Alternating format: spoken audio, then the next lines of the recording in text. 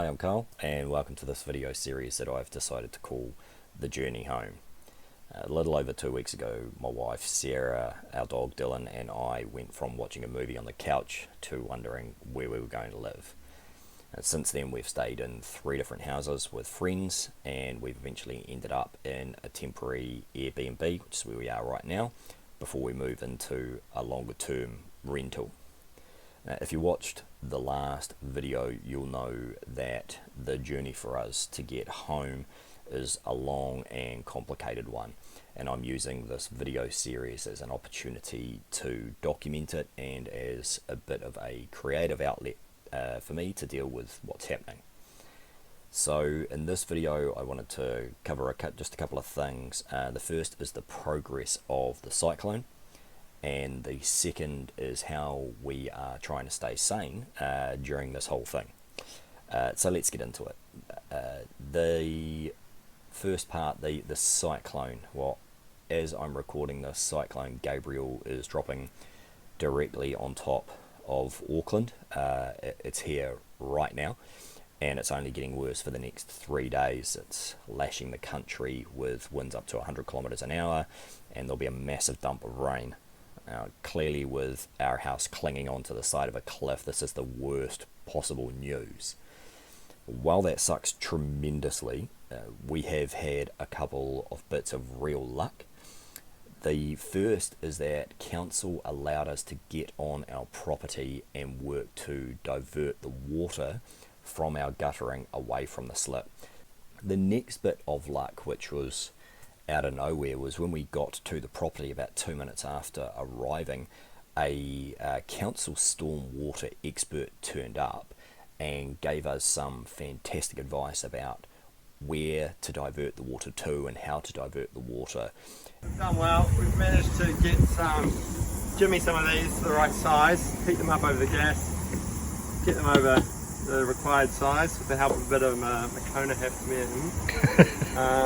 we're going to trim that on there, silicone that on, and hopefully that'll take all the roof water and get it out onto the road. Sarah and Dylan joined us with a cold beer and some food, and we left the place feeling a lot better about the whole situation. Now, that said, the landslide is still completely exposed, and it will get worse because of the cyclone, and this means that our house could be completely gone at any stage within the next 3 days.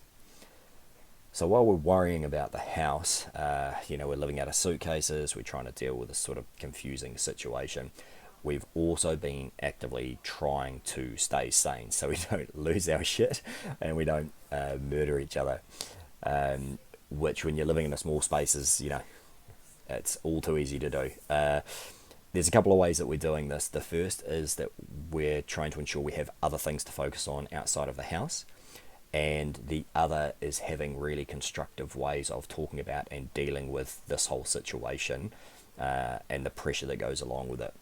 One of the main things we both have is exercise. It sounds really simple, but it is really important. So Sarah's just completed a 30-day yoga challenge and has carried on with that. I'm doing a 6-week push-up challenge, aided quite regularly and somewhat aggressively by Dylan. But it is nice to have something that forces you to be really present.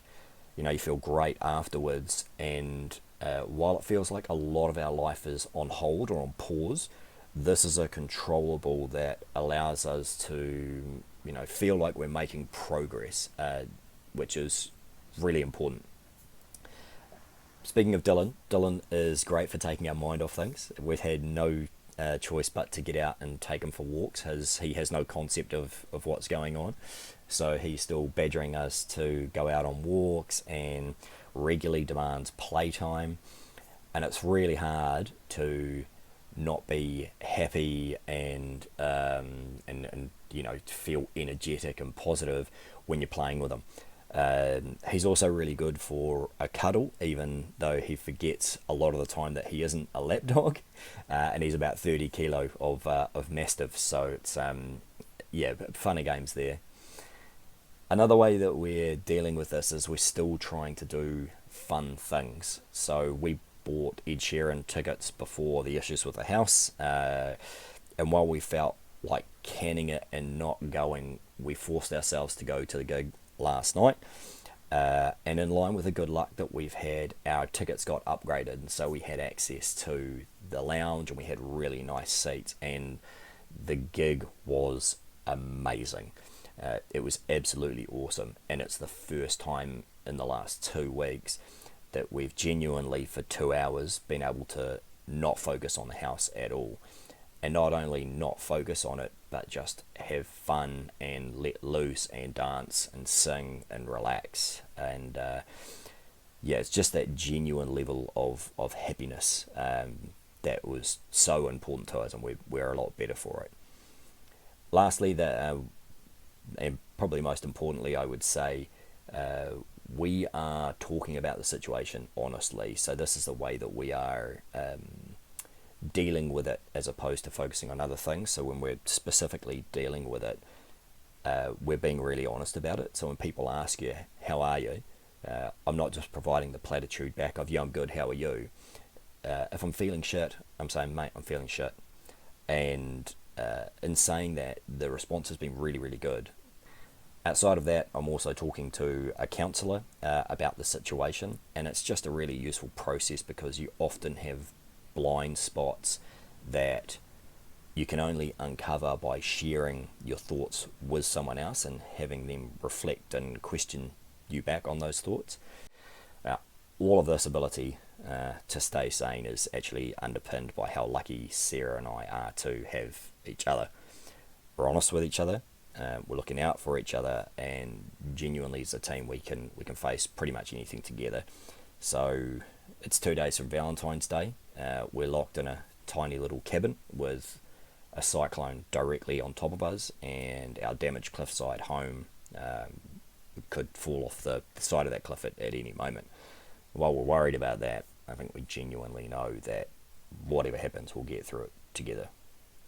So I'll finish up this video here. In the next one, I'll let you know if our home survived Cyclone Gabrielle, and I'll let you know what's next on the journey home. So I'll see you in the next one.